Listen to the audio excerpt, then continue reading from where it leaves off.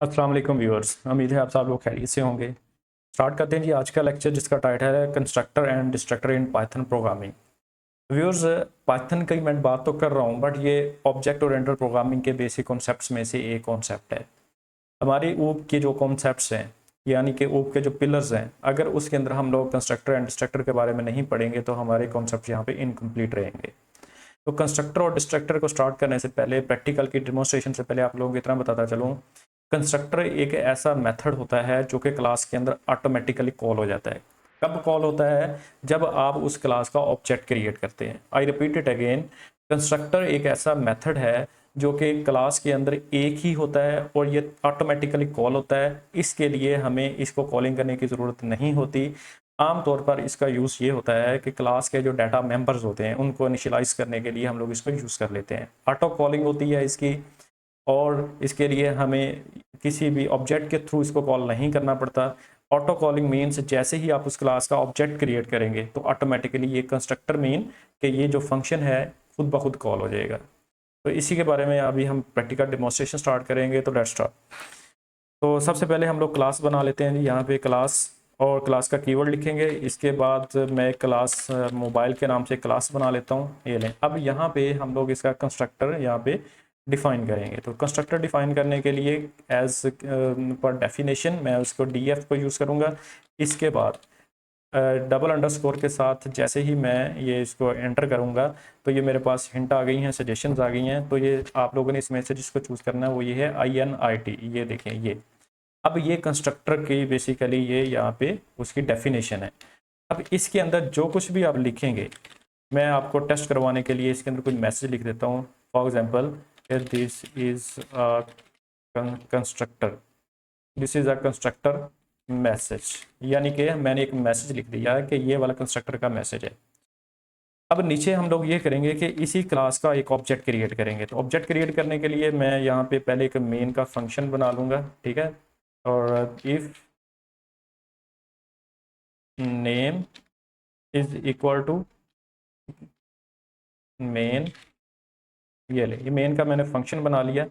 इसके बाद यहाँ पे ऊपर वाली क्लास यानी मोबाइल, इस क्लास का मैं ऑब्जेक्ट क्रिएट करूँगा। तो ऑब्जेक्ट क्रिएट करने के लिए फॉर एग्जांपल मैं लिखता हूँ जी यहाँ पे M1 या M कह देते हैं, ठीक है। M इज इक्वल टू, किसका मैंने ऑब्जेक्ट बनाना है? मोबाइल का।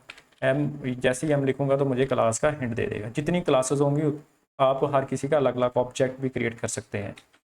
और इसके बाद आप लोगों ने इस तरह से पैरेंथेसिस को यूज़ करना है। पहला ऑब्जेक्ट उसका बन चुका हुआ है। अब आप देखिए यहाँ पे व्यूअर्स, मैंने जस्ट उस ऊपर वाली क्लास का ऑब्जेक्ट क्रिएट किया है। मैंने उसमें से इस ऑब्जेक्ट के थ्रू किसी भी फंक्शन को यहाँ पे कॉल नहीं कर रहा। यानी कि फंक्शन तो नीचे मैं अगर फॉर एग्जांपल यहाँ पे एक और फंक्शन लिखता हूँ जी, उस फंक्शन का नाम मैं लिख देता हूँ जी शो, और नीचे मैं उसका एक मैसेज डिस्प्ले करवा देता हूँ ताकि आप कंस्ट्रक्टर और मेथड, जो फंक्शन का भी वर्ड मैं यूज़ कर रहा हूँ, मेथड का भी वर्ड यूज़ कर रहा हूँ, तो आप दोनों वर्ड्स भी यहाँ पे यूज़ कर सकते हैं। लेकिन इसका मैं आप लोगों को डिफरेंस भी थोड़ा बता देता हूँ। लेकिन पहले हम लोग कंस्ट्रक्टर का कॉन्सेप्ट को मुकम्मल कर लेते हैं। तो यहाँ पे हम लोग एक मैसेज लिख देते हैं कि आई एम शो मैसेज। अब ये वाला शो का फंक्शन ये तब तक एग्जीक्यूट नहीं होगा जब तक कि मैं उसको इस ऑब्जेक्ट के साथ उसको कॉल नहीं करूँगा, ठीक है। यानी कि अभी मैंने किसी भी किस्म की कोई कॉलिंग नहीं करने जा रहा। तो अब यहाँ पे मैं क्या करूँगा, जस्ट मैं इसको एग्जीक्यूट करूँगा और आप देखिएगा कि मुझे स्क्रीन के ऊपर कंस्ट्रक्टर की आउटपुट आना स्टार्ट हो जाएगी। ये देखिए, अब हमने इसको एग्जीक्यूट किया। एग्जीक्यूट करने के बाद ये नीचे हमारे सामने अभी ये रिजल्ट आ चुका हुआ है। रिजल्ट देखिए, this is a constructor message. यानी कि जैसे ही मैंने मोबाइल क्लास का ऑब्जेक्ट क्रिएट किया, this is a mobile class object, तो साथ ही इसका लिंक है कंस्ट्रक्टर के साथ। ये देखिए, ऑटोमेटिकली उसको कॉल कर लिया उसने। यानी अब ऑब्जेक्ट जैसे ही क्रिएट होगा वो उसको कॉल कर लेगा। अब शो के अंदर लिखा हुआ था ये मैं शो मैसेज, इसकी आउटपुट नहीं आई नीचे, आप लोग देख सकते हैं। तो इसकी आउटपुट इसलिए नहीं आई कि हम लोगों ने इसको कॉल ही नहीं किया था। तो उसको कॉल करने के लिए हम लिखेंगे m.show। ये देखिए, m.show का मेथड है, ये देखिए मेथड। और अब हम इसको जैसे ही एग्जीक्यूट करेंगे तो व्यूअर्स आप लोग यहाँ पे देख सकते हैं नीचे कि सबसे पहले हमारे पास आउटपुट आएगी कंस्ट्रक्टर के मैसेज की, जो कि ये है। इसके बाद अगली आउटपुट आएगी I am a show message, because show का फंक्शन यहाँ से कॉल हो रहा है, मेथड यहाँ से कॉल हो रहा है, वो इसके साथ लिंक कर रहा है। तो जैसे ही कंट्रोल यहाँ पे शिफ्ट होगा तो ये वाली आउटपुट जहाँ पे लिखी हुई है वो आपकी स्क्रीन के ऊपर आ जाएगी। व्यूअर्स और भी हम इस एग्जांपल को एक्सप्लेन करेंगे, लेकिन ये तो था बेसिकली कंस्ट्रक्टर के ऊपर। अब हम बात करेंगे कि डिस्ट्रक्टर क्या होता है जी। डिस्ट्रक्टर होता है कि अब देखें, जैसा कि मैंने यहाँ पे एक ऑब्जेक्ट क्रिएट किया था, इसने मेमोरी ऑक्यूपाई की थी और उस ऑब्जेक्ट का नाम था एम। अब मैं ये चाहता हूँ कि ये एम डिलीट हो जाए, ठीक है, जो उसने मेमोरी रिजर्व की हुई थी वो ट्रैश हो जाए, वो रिमूव हो जाए, उसको मैं डिलीट करूँगा यहाँ से। तो उसको डेल करने के लिए हम लोग यहाँ पे एक डिस्ट्रक्टर का मेथड लिखेंगे। डिस्ट्रक्ट कैसे करते हैं उसके हवाले से ज़रा देखें। तो यहाँ पे लिखेंगे हम लोग डी एफ और इसके बाद हम लोग लिख देंगे डी ई एल, ये देखिए ये डेल। और नीचे आप कोई मैसेज शो करवा सकते हैं। मैसेज के अंदर आप लोग लिख सकते हैं यहाँ पे कि मोबाइल ऑब्जेक्ट, जो भी आपने उसका ऑब्जेक्ट बनाया था, डिस्ट्रॉयड।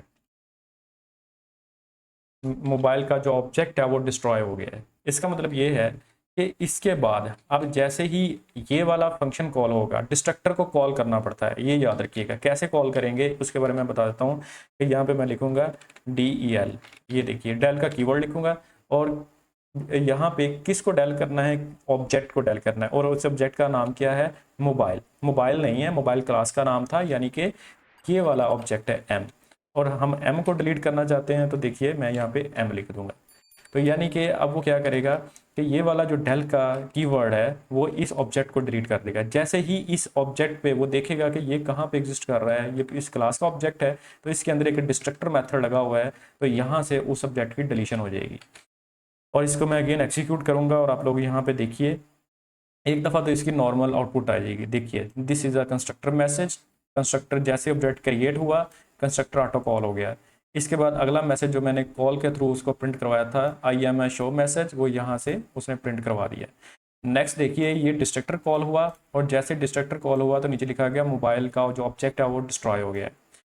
यहाँ पे एक और एक्सपेरिमेंट कीजिए, वो ये है कि आप इस उसी ऑब्जेक्ट को रीयूज़ करें और देखें कि क्या अभी वो मेमोरी में एग्जिस्ट कर रहा है या नहीं कर रहा है। अगर तो वो मेमोरी में एग्जिस्ट कर रहा होगा तो वो एरर नहीं हमें देगा। अगर वो मेमोरी से डिलीट हो चुका हुआ है तो वो कहेगा कि एम नॉट फाउंड, एम पता नहीं है क्या है। इसकी रीज़न ये है कि एम का ऑब्जेक्ट डिलीट हो चुका हुआ है। वंस अगेन इसको एग्जीक्यूट करते हैं जी हम लोग। एग्जीक्यूट करने के बाद आप लोग देखिए यहाँ पे जैसे ऑब्जेक्ट क्रिएट हुआ उसका मैसेज आ गया, हमने ये शो का मेथड कॉल किया, उसने ये प्रिंट दे दिया। इसके बाद डिस्ट्रक्टर कॉल हुआ, उसने ऑब्जेक्ट को डिलीट कर दिया। और उसके बाद हमने ये लाइन नंबर 25 लिखी, ये देखिए। अब ये लाइन नंबर 25 के अंदर हमने कहा कि शो के मेथड को अगेन कॉल करो।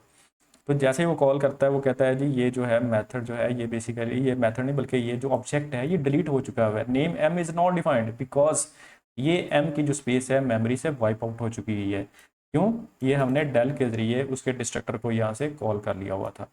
तो व्यूअर्स ये तो था कंप्लीट कॉन्सेप्ट जो कि मैंने आप लोगों को समझाने की कोशिश की है कि एक क्लास के अंदर हम लोग कंस्ट्रक्टर एंड डिस्ट्रक्टर्स को कैसे यूज़ कर सकते हैं। व्यूअर्स अगर आप लोगों को वीडियो अच्छी लगी हो तो चैनल को लाजमी सब्सक्राइब कीजिए। Thank you very much and अल्लाह हाफिज़।